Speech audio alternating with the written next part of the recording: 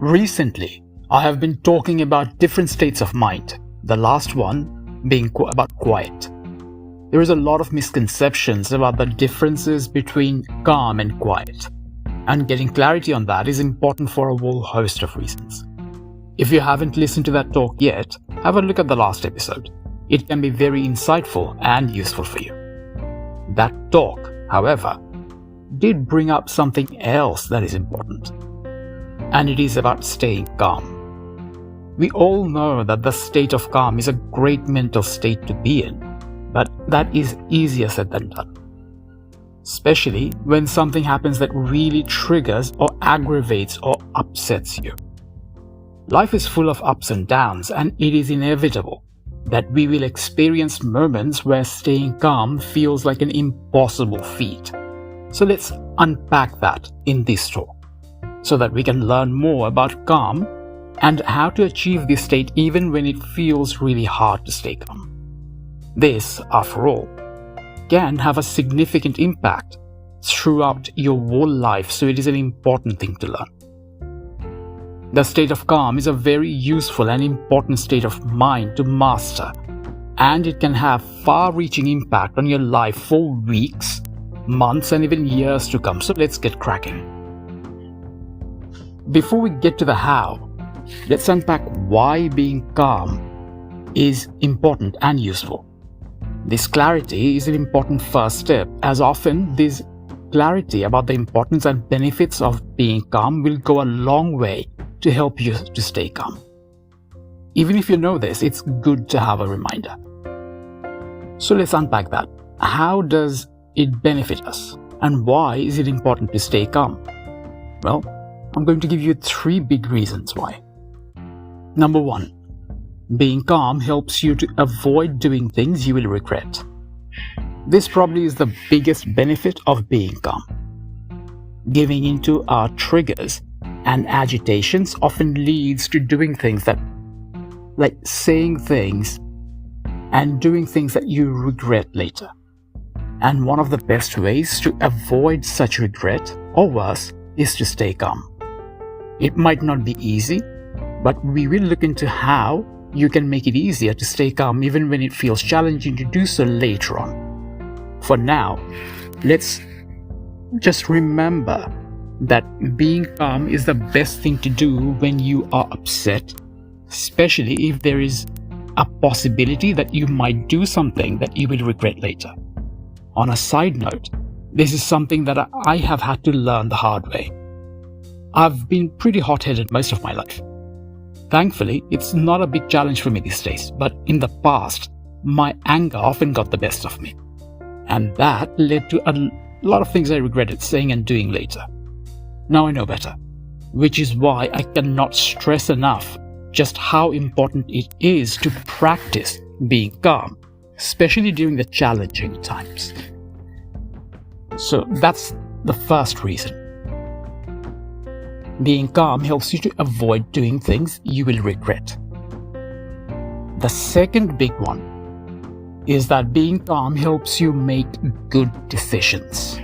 The logic behind this benefit is a simple one. When you're in a calm state of mind, you can think more clearly. That, in turn, can help you to think things through, consider your options, and make decisions that are in your best interest. Contrast that with making decisions when you're really stressed, upset, or agitated. Decisions made during times when you're feeling upset or angry or frustrated. So basically during times when you're feeling anything but calm. Decisions made during those times are often rash and pretty much always lead to bad outcomes. So that's the big second reason, that being calm can help you to make good decisions. The third big reason is that being calm empowers you to handle challenging situations better. This carries on from the point I made earlier, because when you can think clearly, you can also feel more in control of the situation. This can help you to tackle overwhelm, stress, and other negative states of mind better. Being calm empowers you in that sense and enables you to handle things without being overwhelmed or swept over by feelings of anger, upset, stress, and so on. So, this is the third big reason that being calm empowers you to handle challenging situations better. As it should be evident by now, being calm is really, really good for you. I cannot stress that enough. Being calm might feel like a small thing, but the impact of being calm can be, and usually is, immense. The effect of it can be so significant that it's not an exaggeration to say that being calm can even be the difference between life and death. Seriously. Doesn't make sense, or feels like that is an exaggeration? Well, I'm not expecting you to just take my word for it. I'll prove to you that achieving a calm state of mind can indeed be life-saving. And what's more, you will find out soon how calm can save lives. Plural. Not just a life, lives.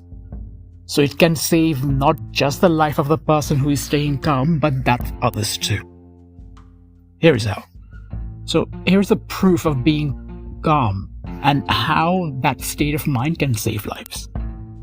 Consider for a moment the amount of people who are killed on any given day.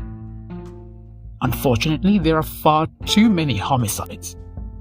But based on the CDC's most recent data, there were 14,414 deaths caused by firearms alone in a year. That's based on deaths just from firearms alone, by the way, which means the total number of homicides will be much higher. Very unfortunate. But even based on that figure, the tally comes to more than 39 people on average killed on a daily basis. 39 people a day. That's a lot. The thing is that most of these killings happen as a spur-of-the-moment thing. I watched something recently where people convicted of homicide were asked how long it took them to commit the crime from the moment they thought about doing it. And most of them said something along the line of split seconds. So for most of them, it took mere seconds to act on their thought. And that's the important point to understand here. Most killings happen not in cold blood, and not because people create a plan to do it, or even because all these people are evil. There are people like that, of course, but in most cases, homicides happen because the people who do it act without thinking. They don't really think. Often they don't even spend 5 seconds thinking about the action. Those people get triggered and upset by something, and pretty much immediately they react and lash out, which then ends up in a consequence that is tragic. Tragic not just for them, but especially for the person who loses their life. Now imagine what would have happened if those people stayed calm rather than giving in to their rage or upset emotions. If they had stayed calm, it is unlikely that they would have done what they did. Staying calm would not just have saved their own lives, but that of others too. So here's the bottom line. Being calm is good for you. It helps you to make smart decisions. It helps you deal with challenges better. And most importantly, it helps you avoid doing things you might regret later. And even though it might be hard to be calm, especially during times when you're incredibly upset, it is not impossible to do. Hard, but not impossible. The good news is that even if calm is not a natural or even a normal state of mind for you, it can be learned and we can get better at it. The more we practice being calm, the better we will get at being calm, and the easier it will become to stay calm even when the situation is very upsetting. Like a software, you can install this state of mind into your mindset. In that sense, mastering calm is like getting an update, or even an upgrade. Not the crappy sort of updates like most apps do, which often break things and even make them worse, but the real, genuine type of update that actually improves your overall state of mind and in turn your whole life. So, proper update. The importance and benefits of being calm just cannot be overstated. And since there are lots of benefits to being calm, it's pretty obvious why you need to adopt this state of mind. It's important to realize that no matter what sort of upbringing you have had, or life you have experienced so far, or even how accustomed you are to your current state of mind and your habits, everyone can become good at being calm. Everyone. Doesn't matter how rageaholic you are, or how much of a challenge it is for you to manage your anger. It doesn't matter. Everyone can learn how to be better at being calm.